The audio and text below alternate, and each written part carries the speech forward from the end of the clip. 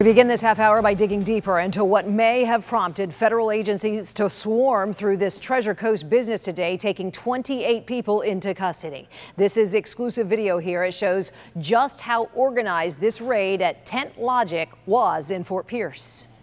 Contact 5 investigator Maris Badcock spent the day looking into the business targeted by the feds and the people who run them. Maris? I found one of the owners of Tentlogix. Gary Hendry comes from a prominent Treasure Coast family, and one of Hendry's other companies has a long history of winning federal government contracts.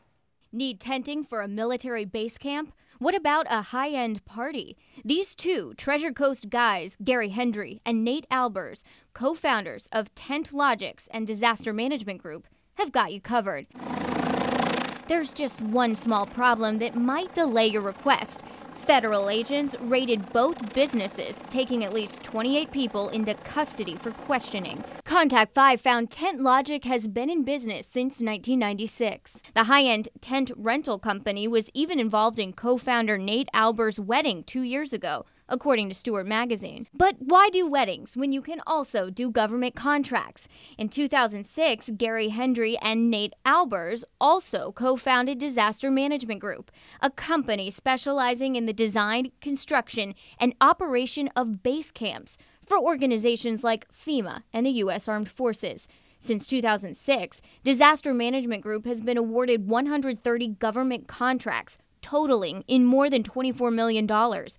Contact 5 found any employer guilty of hiring undocumented workers could be disbarred from any government contracts. Tentlogix is hiring, but their website says they can only hire people who have a legal right to work in the U.S. Now, I spoke to Gary Hendry briefly on the phone today, and he told me he had no idea what was going on when his company was raided.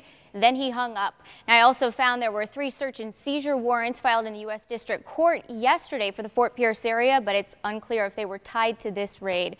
Live in the studio, I'm Maris Badcock, WPTV News Channel 5.